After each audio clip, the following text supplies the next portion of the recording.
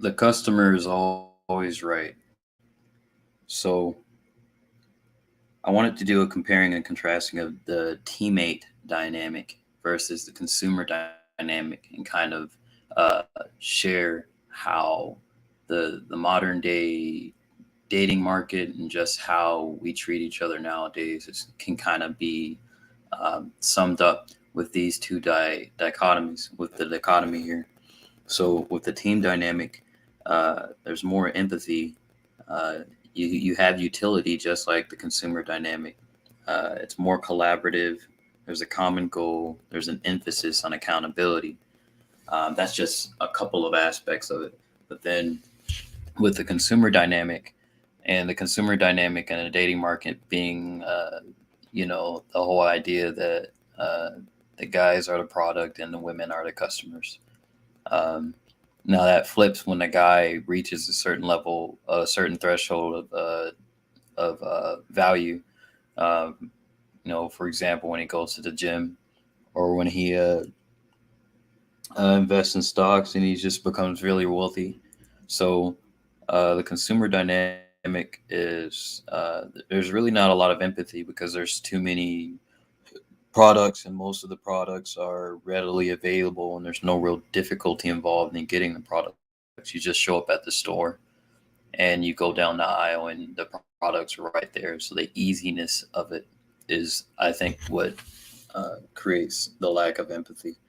Um, so there's no collaboration. It's a self-seeking. It's a selfish endeavor. There's no accountability by another person. No shared goal. Self-motivated again. Um, let's see. So there's an abundance. It's unforgiving, and the unforgivingness of the consumer dynamic comes from the idea that you have so many different products, but then those products are competing against each other in order to be selected by the customer.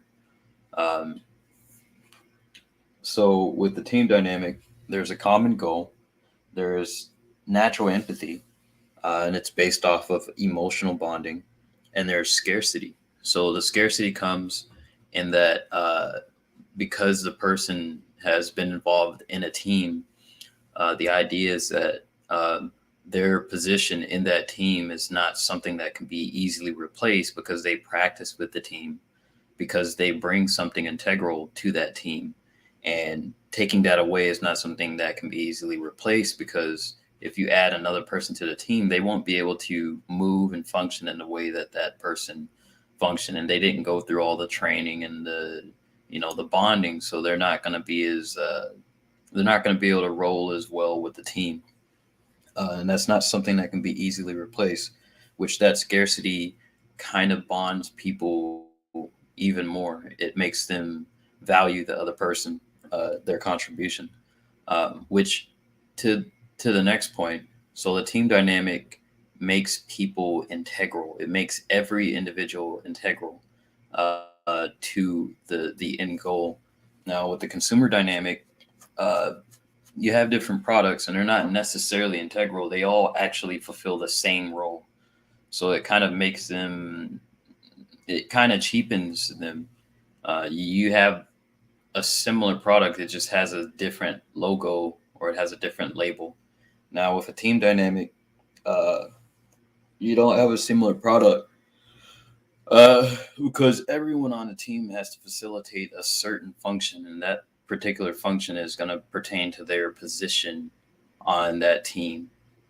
Um, so, team dynamics are more forgiving, and there's a shared identity. So, if you ever think of any like sports teams, any like type NFL teams and stuff like that, the teammates have a shared identity and they fit within a certain identity. Um, and that kind of gives them a group cohesion. It allows them to bond better. It allows them to coordinate better. Um, and it gives them, I mean, there's something readily available to invest in. Whereas with the consumer dynamic, again, all the products are competing against each other, and there's no guaranteed winner, and there's no empathy. There's a lot of backstabbing in a way, you can almost say, because the products that are more likely to be chosen are the ones that are going to be at eye level, and all the other products are essentially going to lose out. So it's a very hostile environment when you actually shift these dynamics and try to um, put it in the scope of the dating world and into understanding human interactions. so, so an idea I came up with was in society, a common thread in society is scarcity. When men's opportunities are scarce, they are the products. When women's opportunities are scarce, uh, as in they see a high value man, the woman becomes the product. So, so with the consumer mindset, if it is not immediately affordable to fix the issue with the product, then the product will be replaced. This is due to an abundance of options and a lack of empathy, or it creates a lack of empathy and, and emotional connection. With team dynamics, if it's not affordable to fix the issue with teammate with a teammate, then the hesitation is more likely.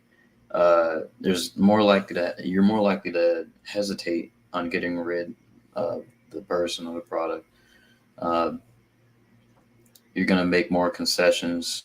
You're more likely to negotiate and compromise because of the integral role played by the teammate, the amount of bonding, the empathy, the niche skill sets developed that actually fit in the part of the whole is what allows the person to gain more consideration instead of just being discarded. Um, so, yeah. So, where does unrestricted hypergamy fit into this?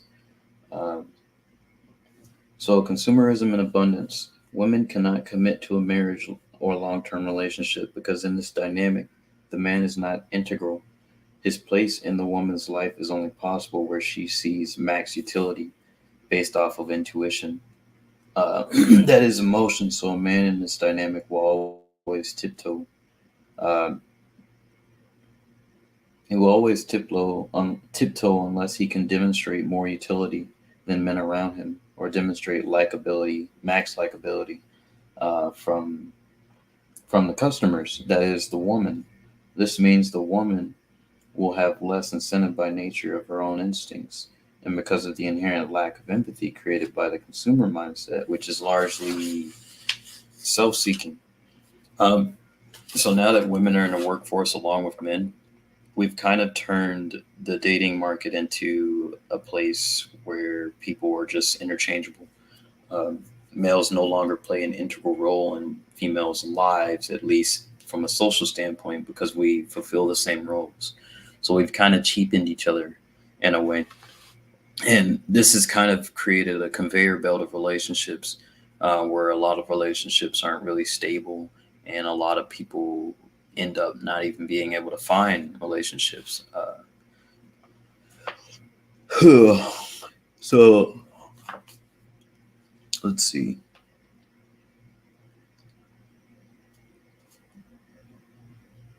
So this is a scarcity versus abundance mindset. So women have no incentive to commit from an opportunistic standpoint, which is the basis of her natural instincts.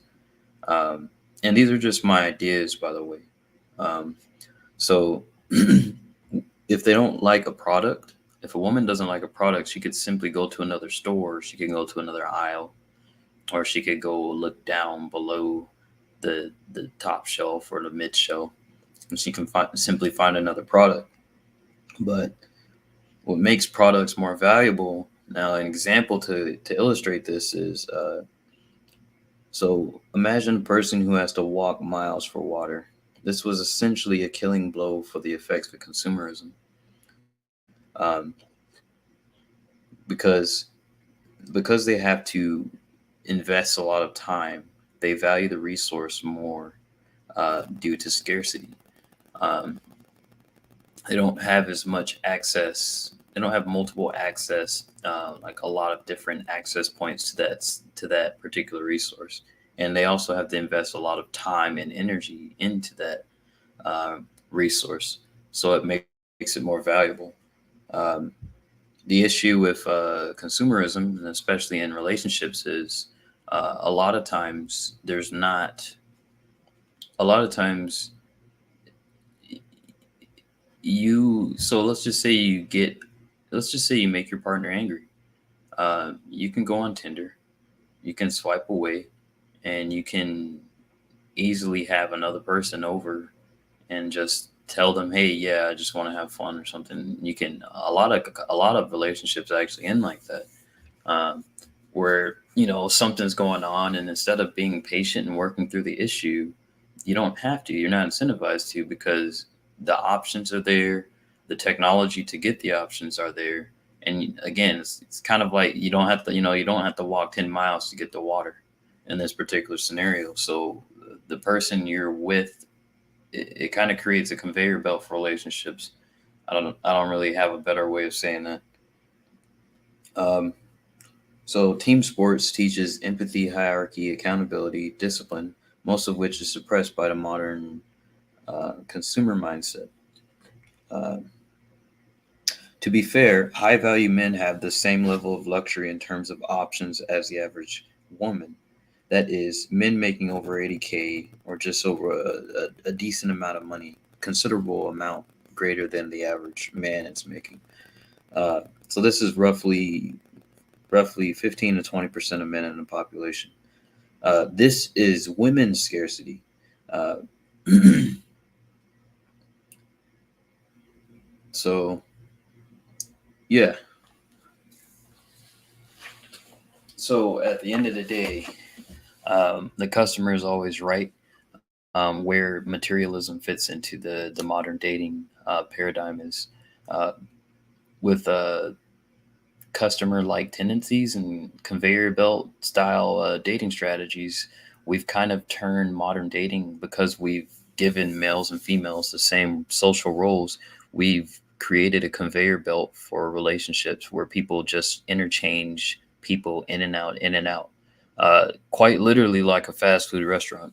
So there's now, in the 1950s and in past times, even before that, males and females had very different roles, and their social status was also there was also a differential in their social status, which this tends to make it easier for people to see uh, a long term to imagine a long term relationship with the opposite sex.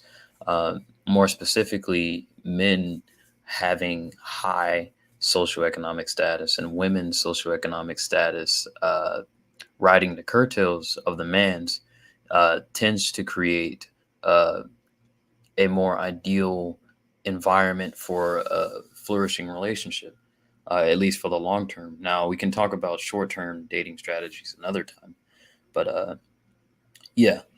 So, just as a recap, the customer mindset is different from the team mindset.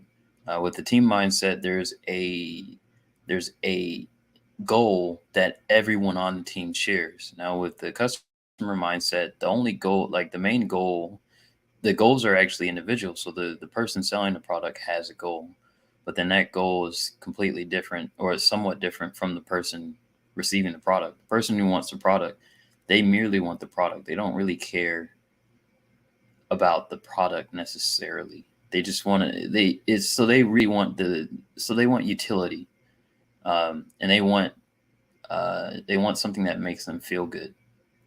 But they want the max level of utility that they could get out of a product in that moment. So it's kind of like they want an object. They want to use something, but they only want to use it if they perceive it as being the best thing to be used. Now, the difference between this and a teammate mindset is that teammates. Uh, so there's kind of a tit for tat. Uh, with the customer dynamic, you're not asking the product if it wants to be used. You're simply using it. Now, mutual use from one to the other is good and it's not bad. But the materialistic customer mindset kind of flips that on its head. It's very psychopathic in a way because you're making split second decisions, and a lot of times you're discarding the product after it's met its use. Uh, Perhaps you find something that meets that is more useful. Um, I think hypergamy thrives in an environment that focuses on a customer and customer consumer mindset, and with the team dynamic where there are hierarchies and there are leaders and followers and there are people who have very distinct roles. Um, I think that's actually part of what keeps hypergamy in check. Um, that and authority and levels of responsibility, et cetera, et cetera. Um, so these are my ideas for customer versus team mindset, and I think um, where it applies is um, it applies where for a lot of different things, but in this particular case, I'm talking about dating relationships. So yeah, the customer is always right.